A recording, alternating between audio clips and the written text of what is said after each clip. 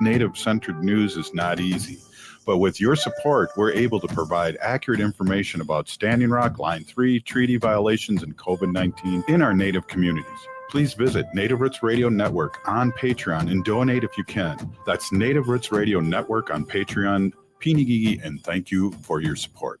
The Walker Arts Center is a proud supporter of Native Roots Radio. Visit Diani Whitehawk, Love Language, an exhibition that celebrates the Sichangu Lakota artist, centered on connection between one another, past and present, earth and sky, and traditions of Lakota abstraction. Love Language is a sweeping survey of Whitehawk's work. The Walker is always free on Thursday nights, and citizens and members of tribal nations always get free admission. More info at walkerart.org.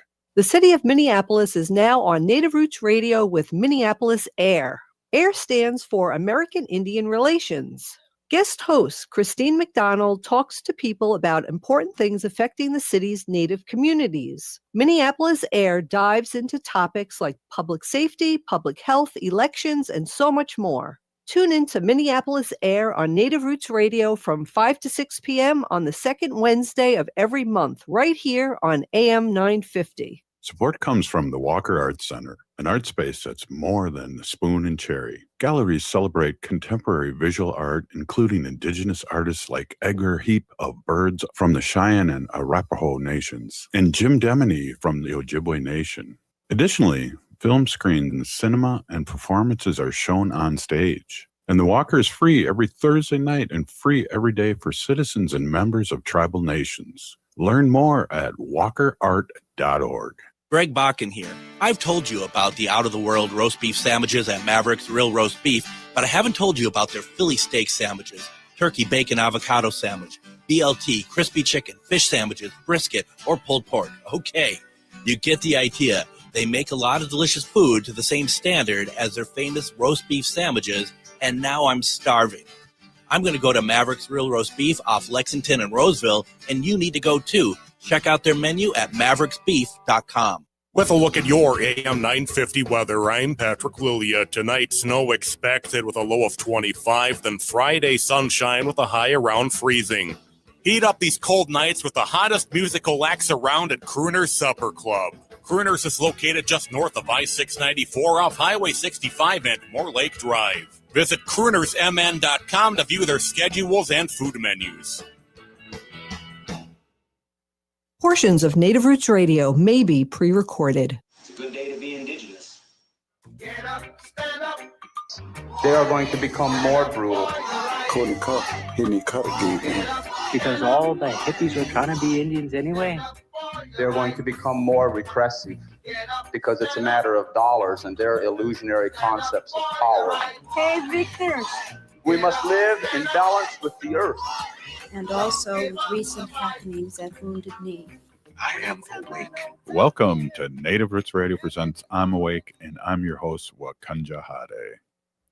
Hey, Kadagi to all my friends and relatives in four directions. You are listening to Native Roots Radio presents I'm Awake, and I'm your host, Robert Pilot. Hey, we discuss local, national, Native news and events, and as you know, Native issues are human issues, and human issues are Native issues. Hey, today we have our friend, State Representative Heather Keeler on, and then after that, and maybe both together, as a matter of fact, Robert Lilligren of Native American Community Development Institute here in the Twin Cities, Minneapolis. Welcome, State Representative. Always good to see you. It's really hard under these conditions, but I want to really, before we get into anything, I want to see how you're doing and how your campaign's doing and how people can support you. Welcome. Hi. I was going to say, I love the shirt that you're wearing today. Yes. I love that. It's the campaign is going. That's what I can say. Every day we're in a lot of spaces and having some really meaningful conversations. I am mad. I'm hurt. I'm confused. I'm livid. I think all the things that all of us are feeling, and, just trying to put like a name to that feeling is really hard, but also, we knew these things had a high likelihood of happening. When you triple the budget for ICE and you give $5,000 incentives, for underqualified and, individuals who just want to create harm. We knew this was going to be an outcome. And so it's hard. But the thing that I know is that community is healing. And when we lean into these times together, I think often, these tactics are used to divide us. And the power back is that we just stay together and we stay strong together and we, build a coalition of love and community to fight back to this. And so we're seeing that show up. And I think when we see community show up, there's hope in that. And so I guess in a roundabout way, that's how I am. And it's hard to like really name it. Yeah, definitely. I agree. I've been watching our grandchildren, which is always a joy. They stayed over for a couple nights, so I wasn't able to get out there. But sometimes you need a break from social media, and I know for me, I'm at the verge right now because I've been keeping up on everything and what's happening live. And we saw I just saw Lieutenant Governor Flanagan on CNN talking about this. And so I don't know. I really love having you on for many reasons. One, you're a great guest. And two, we talk about healing and also how do we take care of ourselves during these stressful times because Heather, this show was started because of Standing Rock. Yes. And you Yep. remember that. And it seems like we go up and down. And this last year in Minnesota has been so hard and so hard for so many different reasons. Yeah, it's been hard for years. I mean, yeah, you're right. We did start this.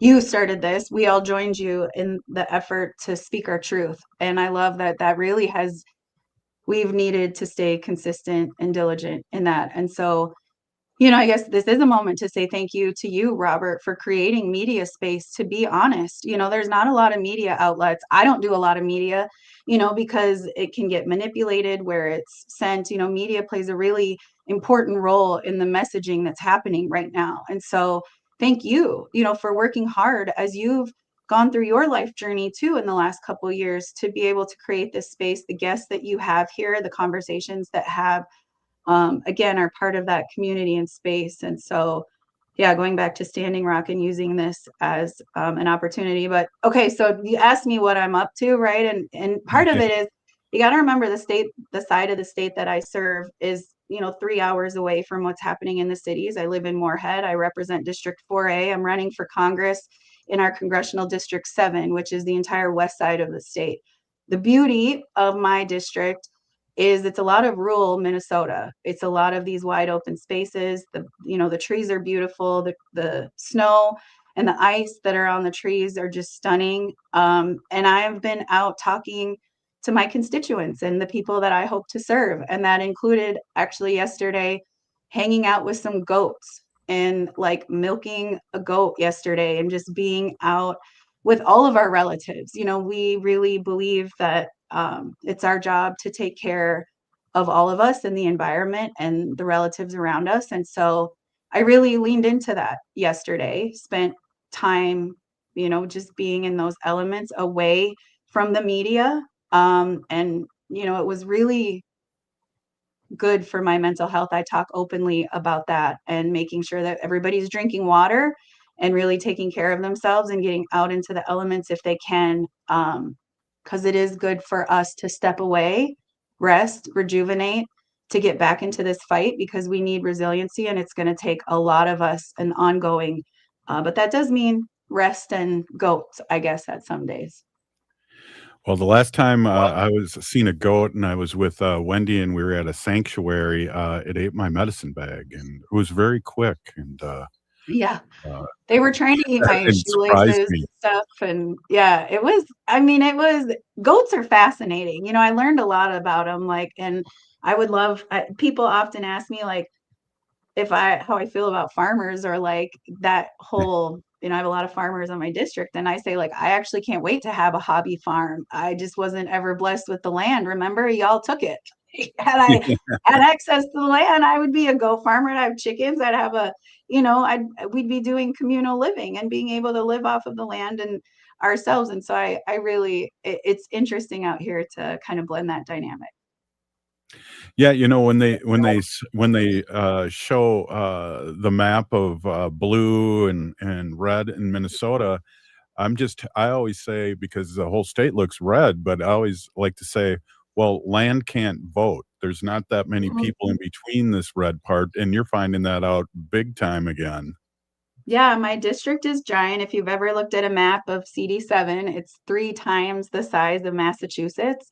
And so, but it is a lot of just land space. You drive 20 miles, an hour or something to meet with 10 to 15 people. And so, yeah, it's a lot of space. I also remind people of the map is that I am the only Democrat that sits in the House of Representatives past St. Cloud. And so I really am the Democratic voice at the House of Representatives for the entire west side of the state. And so been that voice and for this community for a long time. But yeah, we're way out here. So we got like a couple minutes left, and I want to remind you again. I asked you in the beginning is to, how people can support you, and where do they go, and how do they keep track of what you're doing, and all those great things. Yeah, KeelerForCongress.com is where we're at this year. You can find ways to volunteer, donate. We're in Q1 and we have a really big fundraising goal for us to beat Michelle Fischbach. It's going to take us a lot of money. We are a red district, and so it takes outside investors, is what I say. It's more than just donations, but really investing in a movement for us to build back and help raise the water in Minnesota. So we have amazing Democratic candidates up and down the ballot. Keeler for Congress, donations, volunteer, just get engaged. We're doing stuff literally every day, multiple times a day. Yes, we're gonna take a quick break, and I'm gonna have our friend Robert Lilligren join us. And I know you have to get going in a few minutes, but I just want to join two of my great guests here together, and just have a chat, about what's happening and how things are happening. So there's Robert Lilligren, and we're going to be right back with State Representative Heather Keeler and our friend Robert Lilligren. We're just going to have a little, can I say it? A little powwow? Ho-wah. I guess I can. Hey, this is Native Roots Radio. We'll be right back. Ho-wah.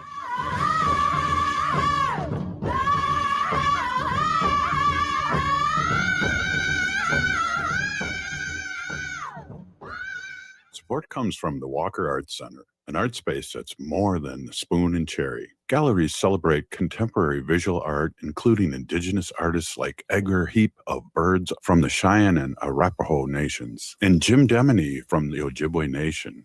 Additionally, film screens, cinema, and performances are shown on stage. And the Walker is free every Thursday night and free every day for citizens and members of tribal nations. Learn more at walkerart.org. The city of Minneapolis is now on Native Roots Radio with Minneapolis AIR. AIR stands for American Indian Relations. Guest host Christine McDonald talks to people about important things affecting the city's Native communities. Minneapolis AIR dives into topics like public safety, public health, elections, and so much more. Tune in to Minneapolis AIR on Native Roots Radio from 5 to 6 p.m. on the second Wednesday of every month, right here on AM 950. The Walker Arts Center is a proud supporter of Native Roots Radio, rooted in Lakota aesthetics of geometry, color, and pattern. Deani Whitehawk's abstractions are rich in meaning, honoring generations of Native artists. Explore her wide-ranging practice, including vivid beading paintings, sculptures, and video installations, and Deani Whitehawk's love language. The Walker is always free on Thursday nights, and citizens and members of tribal nations always get free admission. Plan your visit and get tickets at walkerart.org. There really is no place like home. Hi, I'm Mary T. of Mary T. Home Health. When you're faced with an illness or an injury, being able to stay at home and receive care is important.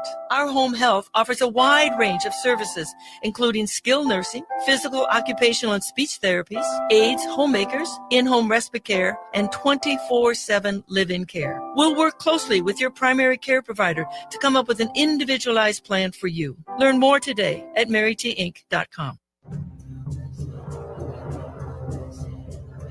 I'm Lieutenant Governor Peggy Flanagan, and I want to be your next United States Senator, and you are listening to Native Roots Radio. Welcome back to Native Roots Radio presents I'm Awake, and this is Robert Pilot. Hey, welcome back, everyone. And we have our friend Robert Lilligren from Native American Community Development Institute joining Heather and I. And it's kind of fun to have you both on, even though it's a dark time. Heather was talking a little bit about how we should be taking care of ourselves. And Robert, your organization does take care of themselves. And I just think it's a great conversation where we can start. And Heather, go ahead, jump in. Both of you have guest host my show, so take it away. Yeah, bonjour, Robert. Bonjour, Heather. It's really an honor to be on the show with you. I follow your work closely, and I have huge respect for what you do. So, yeah, nice to be here with you.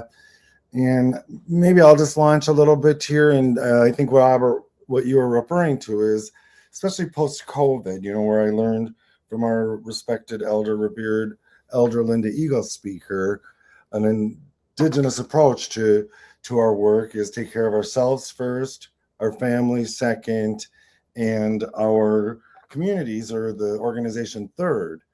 And I think I've shared with you in the past when Linda was teaching me this, I really resisted it, I'm like, Linda, we're indigenous. We care about the whole. We care about everything. And she said, she talked to me like I was a little kid, which I loved. And she would say, no, Robert, that's the colonizer's way. The indigenous way is take care of yourself first, then your family, then your community. And she said it so firmly and gently that finally I just decided to believe her, right? I didn't have any proof. I thought, well, I'm going to try this. And so I embraced that approach and just saw how transformative it was for me and for my work. And so then we shared that throughout our organization, Native American Community Development Institute, NACDI, and my coworkers resisted it until we didn't.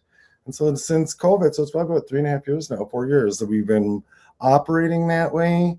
And the impact on our organization, on our work is almost miraculous, almost magical, right? People come in, they're taken care of, they know their families are taken care of, they give 200% to the work and to the community, and it's just been really amazing. I don't know why everyone doesn't operate that way, but now in this dark time, we're trying to evaluate that, right?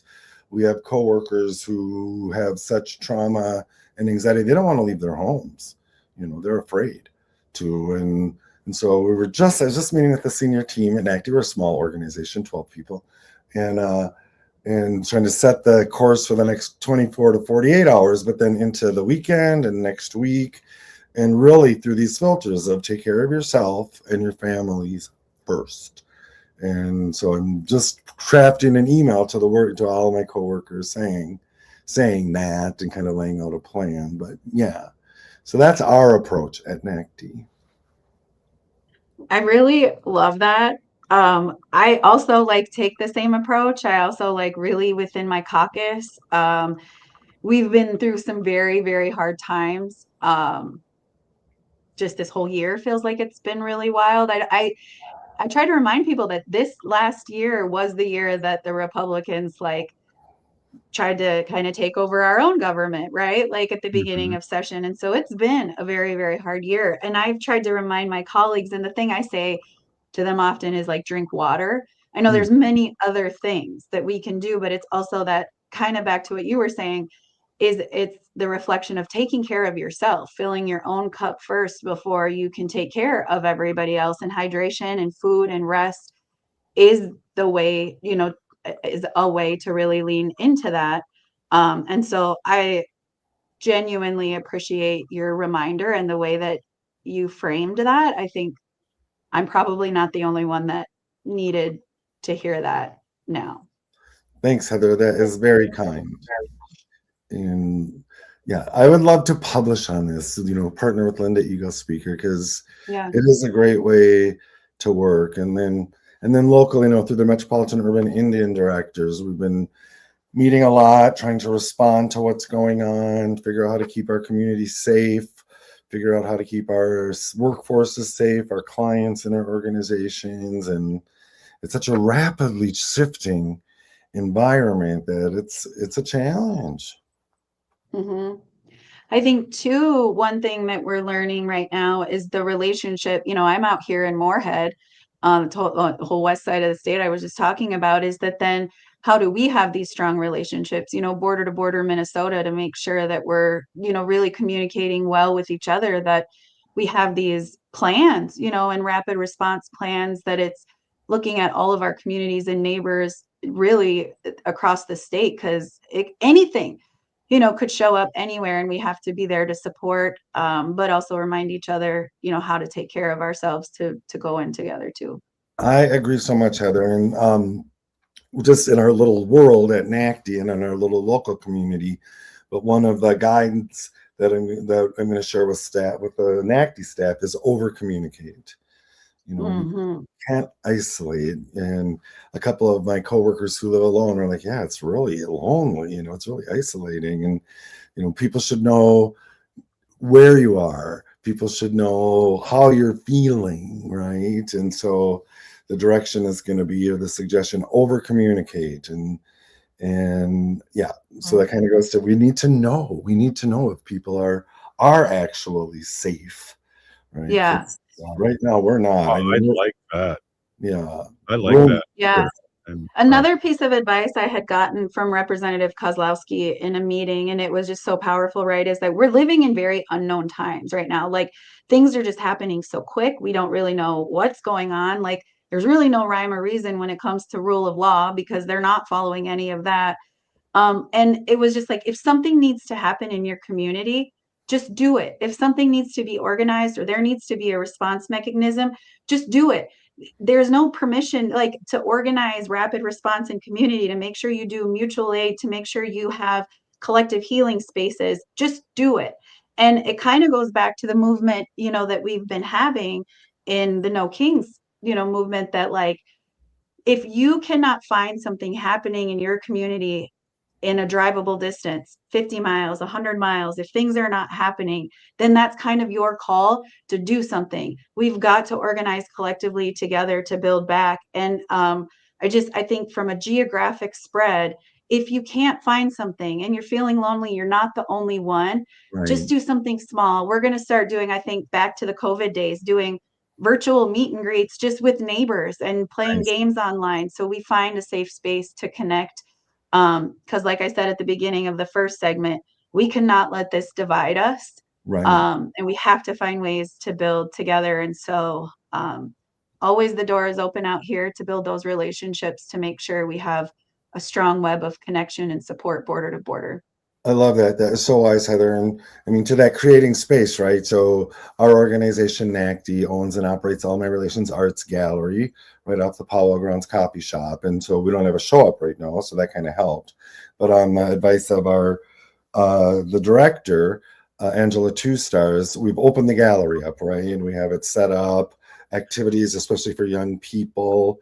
They have a place to be inside, and we can control access somewhat, to our best ability. And so many of the youth serving programs and our schools here in Minneapolis are closed. And so at an emergency Metropolitan Urban Indian Directors meeting today, one of the concerns voiced was spaces for these kids to go to, Yes, to eat. And so we were able to offer, well, here's one. And Angela Two Stars has it all set up. It looks so good. A notice just went out to the community that's a safe space, right? yeah. Oh, I love that. What a great response. Kids and their education, and how it's like impacting that, and the fear that kids are having going to school and spaces. Like, look, we all know the generational impact of what genocide looks like. And I think we're on the onside of genocide. I think that's real, and we're going to have generational impacts. And so thank you for caring about our kids and those spaces. That's wonderful. Well, and that's, Heather, I know. I'm sorry, Robert. Heather, I know you need to get going here. So do you give us the last word, and then Robert and I will take it from here. Yeah. Thanks for the reminder. I actually have to go be a mom, right? I got to go get my little guy and make some dinner. So thank you. Keeler for Congress. that's just where you can find what we're doing, but also still have a year left in the House. And so, local legislation, things that we need to do, anything that we need to actually make some movements to help keep our community safe. Let's get creative and do that. Thanks, Robert, right, for the reminder to take care of ourselves first. That's really important. And I'll do my best to do that myself and continue to share that message out here. Hope ya. Thanks. Oh, thank Heather, you for everything that you do. Yes, we'll see you. Wow, Robert, just great having both you guys on together. Nice. Yeah, it's super nice, and just having a conversation about the same things in a different way. Right. And it's so good. Like I said, I do follow Heather's work. I'm so impressed. And she kind of came into politics after I left. So we didn't have those kind of natural intersections that we might have. So it's good I think this might be the first time I've spent time with her actually just now. So that was nice. Thanks for creating that opportunity.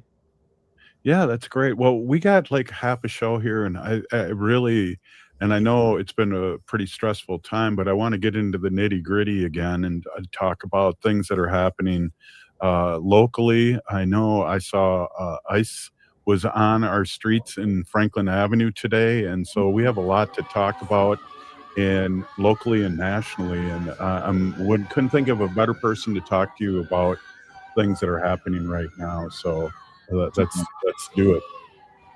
Hey, this is Native Roots Radio, and I'm with Robert Lilligren, CEO of Native American Community Development Institute, and we'll be right back.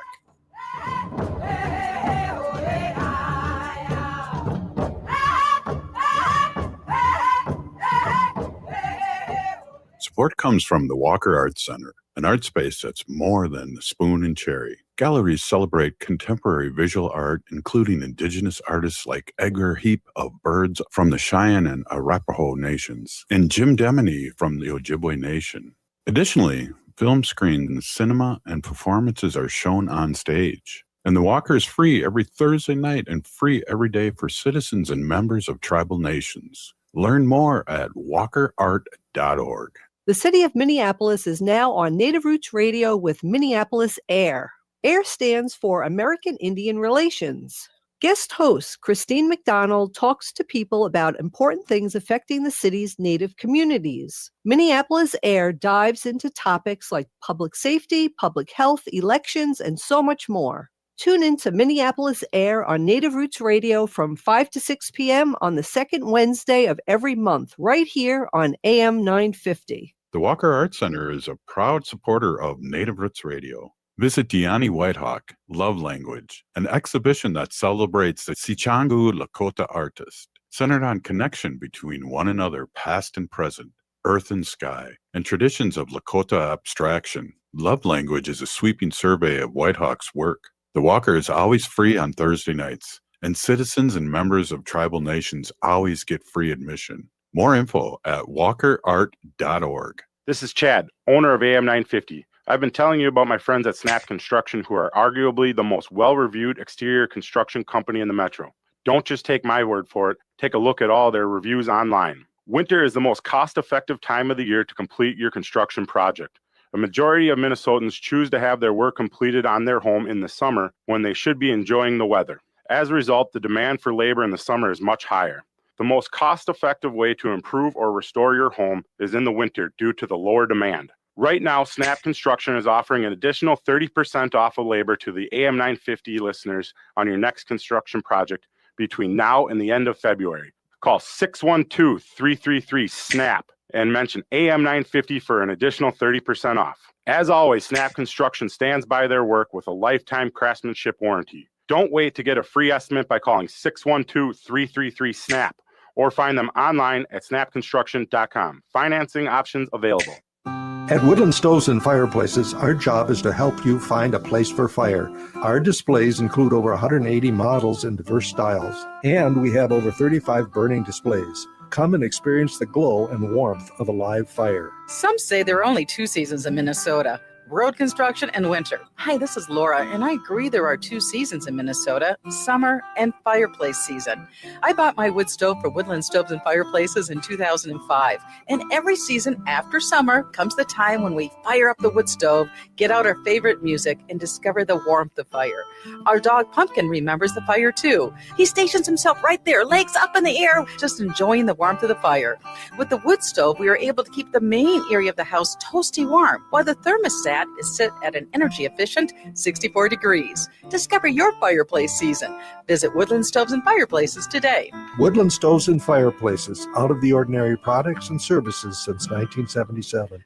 With a look at your AM 950 weather, I'm Patrick Lilia. Tonight, snow expected with a low of 25, then Friday sunshine with a high around freezing. Heat up these cold nights with the hottest musical acts around at Crooner's Supper Club. Crooner's is located just north of I-694 off Highway 65 and Moore Lake Drive. Visit croonersmn.com to view their schedules and food menus. AM 950 KTNF, St. Louis Park, Minneapolis, St. Paul. Oh, this is Dallas Goldtooth, and you're listening to the Native Roots Radio. Hoka, hicha, wecha. Welcome back to Native Roots Radio presents I'm Awake, and this is Robert Pilot. Hey, welcome back, everyone. We are here with our friend Robert Lilligren, CEO of Native American Community Development Institute here in the Twin Cities, Minneapolis. And Robert, a lot going on, and it's heartbreaking. But also what you were saying earlier, too, when you first got on is we have to take care of ourselves, but we also have to be vigilant, too. And so it's a fine line here of fighting back, but also taking care of ourselves.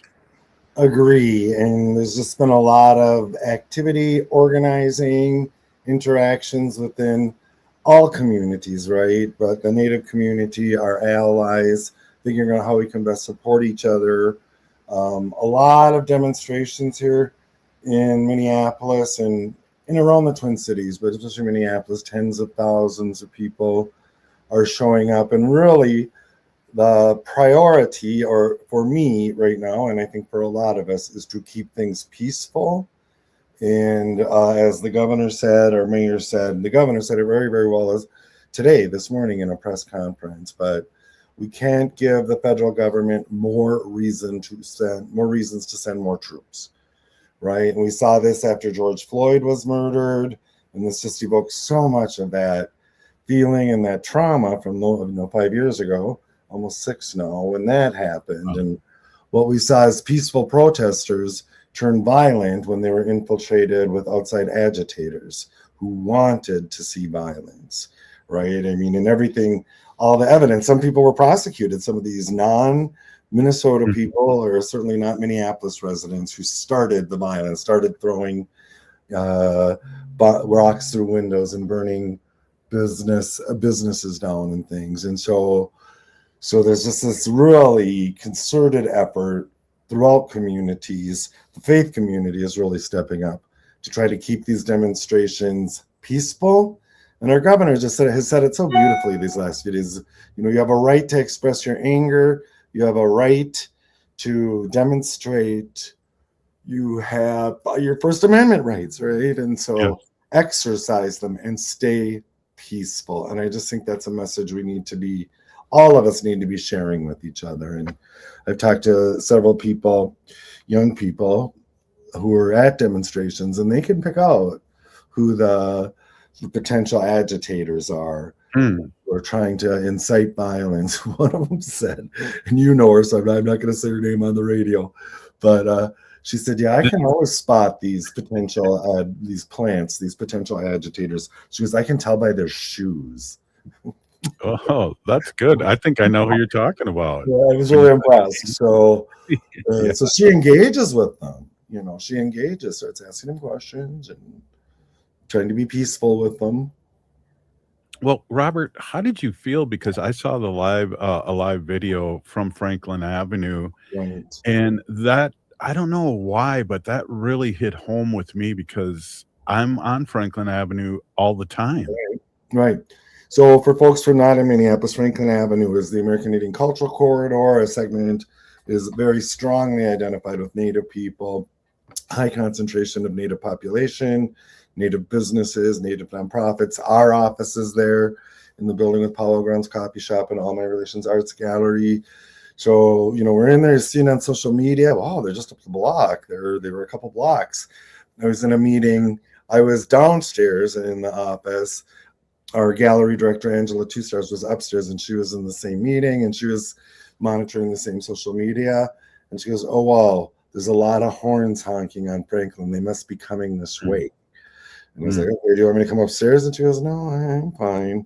But I mean, it's literally, we are in it, right? And as a community, I mean, I would look back to the riots after George Floyd was murdered. We took incredibly good care of our relatives, our Native relatives, our non-Native relatives. We took incredibly good care of our Native assets. I fully expected Franklin Avenue to burn during the riots after George Floyd. I think the extent of any property damage was one broken window all along the American Indian Cultural Corridor. So we know how to take care of ourselves and take care of each other, but it's this whole ICE thing. It's like pop-ups, right? They just pop up, one of my coworkers was all stressed out because his neighbor had texted him that ICE was at her place of employment, and then he didn't hear from her. So he was just completely stressed, completely traumatized, thinking something had happened to her. It turns out it didn't. So a bit of a happy ending, but it's just so random. Mm-hmm. Wow. I have a couple notes here, and I'm kind of all over the place, but what's your feeling about Governor Walz and the National Guard to protect? Is that escalating, or I'm not really sure what the game plan is here. Is he going to be fighting ICE, or are you going to be protecting people?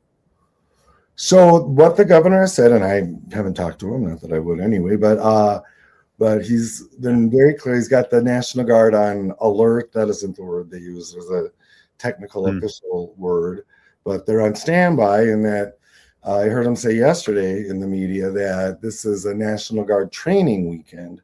So there are literally something like 8,000 National Guard guards people already kind of engaged that can be deployed fairly quickly. And so they're on alert to protect Minnesotans. That was what the governor said. And so I would interpret that to mean protect Minnesotans from ICE and federal agents.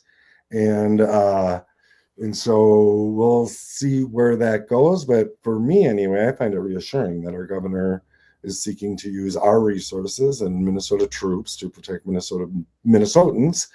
And I just think it's really intriguing the disparity between what the local officials are saying here and what the federal officials are saying about what happened. It's like the upside down, right? And so this idea of our state military troops protecting us from federal troops is interesting. And it almost, I hate to be an alarmist, but it sounds like Civil War, right? Yeah, I mean, yeah, definitely. What's crazy too, Robert, I'm a former high school teacher, and you were talking to Heather last segment, and I'd like you to talk a little bit more about that. But I know these schools closing again. That's a trigger for me and of sadness. Right. I mean, I think that was the right call, but that is extreme, right?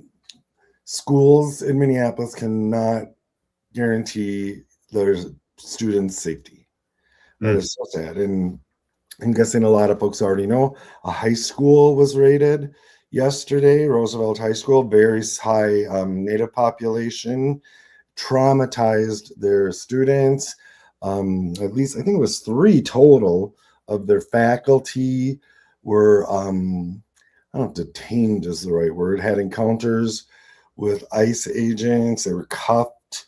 Chemical irritants were released on them. Students were sheltered in place at the library across the street, and I talked to a young Native brother at a public meeting today, and he just happened to go by Roosevelt while that was going on. And at first he thought it was like a anti-ICE demonstration, and then he saw these students were crying, they were totally traumatized. Jeez. And how is that making us safer? And that's the governor pushes this point. We are not safer because of this. We are less safe. No, and I guess I am excited that people are out there protesting and protesting in a good way. Nationally, the House bill passed to extend health care, and that vote was 230 to 196, Robert. And so is that a sign of light where some people are snapping out of it and finding out that this is not the Trump and the federal government is not the way to go? Hope so. Fingers crossed, fingers and toes crossed, and we'll see. I think in Robert's armchair interpreting, I think lawmakers understood how unpopular cutting off those subsidies, those Affordable Care Act subsidies were. And I mean, it's massive. What was it? It's like 70 or 80% of Americans wanted them extended. And that's just a numbers game, and politics or elections are numbers games, right? And so I think there would have been a lot of unpopular incumbents in their districts had they voted against it. And we're, watching with hope the signals that these midterms are going to be very good for the Democrats, right? And so maybe that these Republicans are trying to maybe mitigate that or smooth that over. But I think it's just it was so unpopular to discontinue those subsidies, so they had to extend them.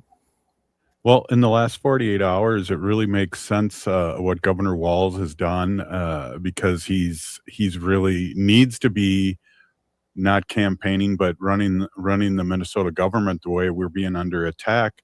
What are your feelings about who's going to run again here for the Democrats? Well, we shall see. And before I get off Governor Walz, I mean, I just think he's done an amazing job, big supporter. I think he made the right, if difficult, decision to step out of the race. And there's all of these indicators that show that Minnesota is like the best state in the union to raise a family, for example. Yeah. That needs to be lifted up. And that's what I think that the MAGA folks and Trump are really afraid of, that people will start to realize, oh, wow, caring for people actually means something, right? And so they have to quash them as much as they possibly can. He even said in his press conference today, if Trump has something against me, he's already got what he wanted. I'm out of here in a year. So I thought that was really interesting, and we'll see who steps in. And there's a lot of names being floated about. The front runner one I would say would be our U.S. Senator Amy Klobuchar, one of the most statewide popular politicians in forever, but certainly in decades. And so she might have a leg up. I like her in the Senate. I would support her if she was our governor's candidate as well. But she is very prominent within the Senate, and we'll see what happens with her future career. And then I have some other ideas that we can talk about later. Right on. Hey, I'm here with Robert Lilligren, Native American Community Development Institute CEO, and a White Earth Ojibwe citizen. I always got to bring that up every once in a while. We'll be right back. This is Native Roots Radio.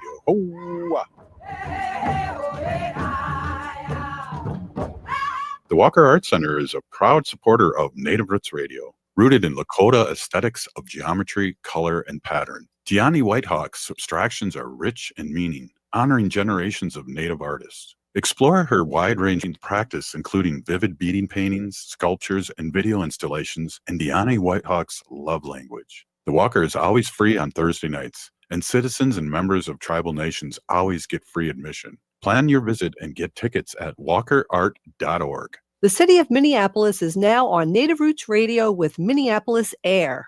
AIR stands for American Indian Relations. Guest host Christine McDonald talks to people about important things affecting the city's Native communities. Minneapolis Air dives into topics like public safety, public health, elections, and so much more. Tune in to Minneapolis Air on Native Roots Radio from 5 to 6 p.m. on the second Wednesday of every month, right here on AM 950. Support comes from the Walker Arts Center, an art space that's more than the spoon and cherry. Galleries celebrate contemporary visual art, including indigenous artists like Edgar Heap of Birds from the Cheyenne and Arapaho nations, and Jim Deminy from the Ojibwe Nation.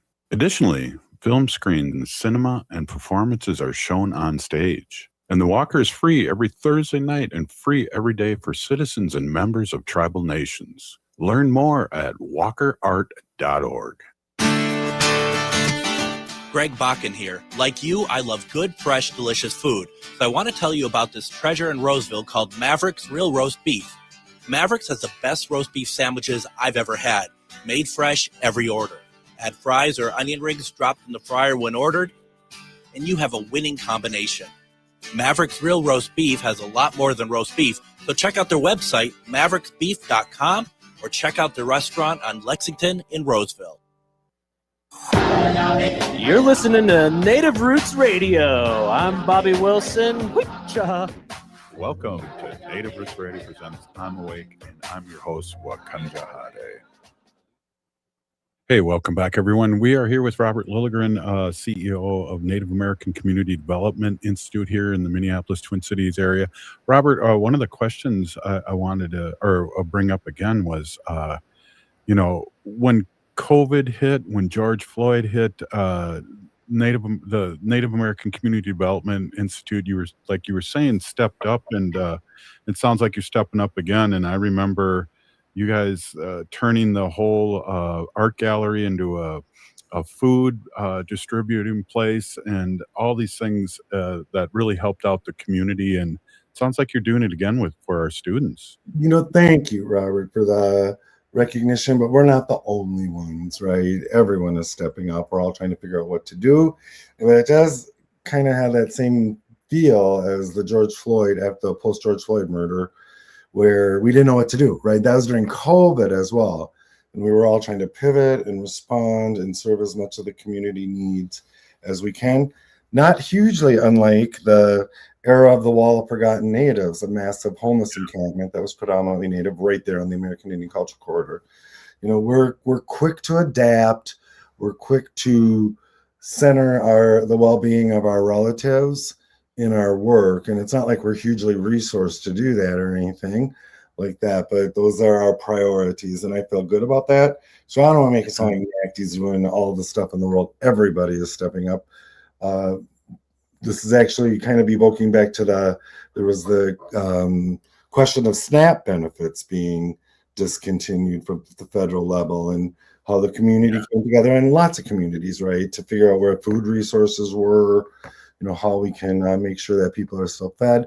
This is kind of coming up now with this ISTEP, because a lot of students, for example, rely on schools for maybe 2 or 3 meals a day. So if they're not in school, they don't have that access. A lot of was, for example, one of our local organizations, Indigenous Peoples Task Force, canceled their food distribution because they didn't want people lining up outside their building, being vulnerable, right? And so, how do you get food to these people? And Native American Community Clinic on the Cultural Corridor, they have patients that are afraid to come out for their appointment. So rather than canceling, they're trying to use their resources to arrange transport for people. But yeah, it's, again, I don't know how in anyone's mind this is making life better or safer in Minneapolis. And so you have students that can't learn, they can't go to school. You have workers whose employers are closing, so they're not earning. You have businesses that are losing customers. I haven't been down to Lake Street today, but I heard from someone who was down there that it's like a ghost town. So all these small immigrant-owned businesses are either closing because they don't have customers, or they're trying to protect the safety of their workforce and their customer bases. And so, this is really disruptive. Yeah, I know. My daughter had an experience today because one of her coworkers and whole family was getting caught up in this mix, and it's just to see her emotional and how they helped the family, large family. Right. And it was cool because, like you said, there's other people stepping up, and there was a church that stepped up, and Yes. that's always good to hear because I always feel like that's what they should be doing, and they're really helping this family. Right. And like I said, the clergy is really stepping in, and just about Yeah. any social media live feed you see of a demonstration, there's clergy predominantly present and visible. And one of our local pastors of a native church, which is called All Nations Indian Church, Kelly Sherman Conroy, I follow her on Facebook and some of the others as well. And she had listed this sort of checklist, or she had posted this checklist of what clergy should do, wear a collar, wear a shawl, so you're identifiable, but also tell people where you're going, tell people when you leave, tell people when you're home. I mean, just really practical and in some ways chilling, steps that they need to do to protect themselves. Yeah. Geez. Well, this is part of the show where I always think of Wendy and saying to ask Robert what he wants to talk about. So I know there's a lot of things happening with the organization and other organizations, and I'm going to kind of give you the floor here if you're prepared and ready to go. I appreciate it, Robert. I'm always happy to talk about whatever you want to talk about. One thing I would like to lift up is the response of the organizations, right? We have this umbrella leadership forum here called the Metropolitan Urban Indian Directors. It's a 50 plus year old leadership forum that has really grown and evolved, especially in the last maybe 10 years, and its professionalism. I mean, we're not sovereign leaders. We're heads of nonprofits primarily, some public sector folks. Urban tribal reps are part of the group as well.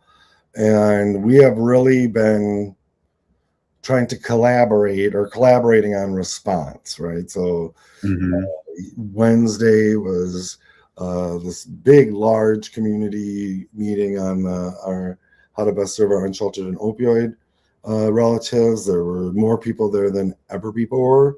People are looking to be in community, right, and looking to figure out what they can do. Today we had a 2-hour meeting of the Metropolitan Urban Indian Directors. It was incredibly well attended. We called it an emergency meeting. We're trying to figure out how to coordinate resources, coordinate messages out to the community. We're meeting again tomorrow morning in a sort of a special emergency meeting to continue this work. And I wanted to talk about it because there's often dynamics in the community. We have sort of organizations, we have organizational leadership, we have community members, and no big surprise, we're not always on the same page, right? And so I just think it's important for folks to know that at least the organizational leadership here in the Twin Cities is responding. We're trying to figure out how to support each other, support the community, how to best organize our fairly limited resources in keeping people safe, keeping people fed, keeping people warm, keeping people sheltered. And so there's a lot going on. Wow, that's amazing, and it's just again a lot of action, and it's cool to hear all this happening because you've said this before and I've stole it from you, is that we know resistance and we know what to do, and that's what it sounds like is happening in the community right now.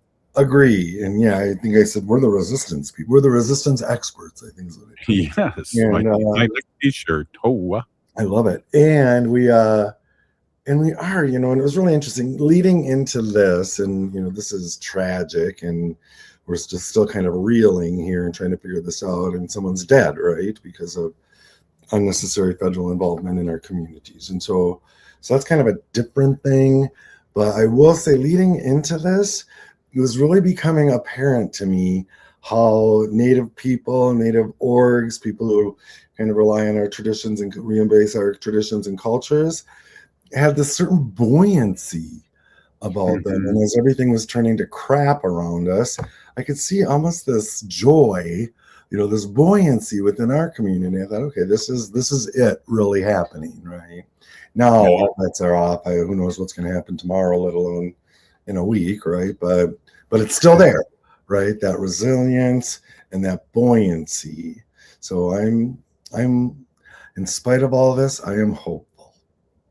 Yeah, and that's a great way to end it, Robert. Thank you so much for coming on, and I want to thank State Representative Heather Keeler for joining us too.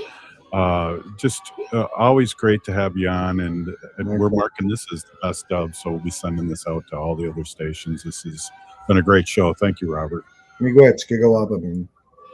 And hey, if you're listening to the show, you are part of the resistance. From Chief Plenty Coops, the ground on which we stand on. It's sacred ground. It's the blood of our ancestors. We need to resist, divest, join a group, run for office.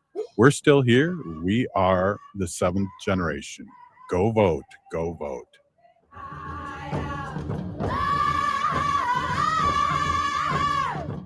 The city of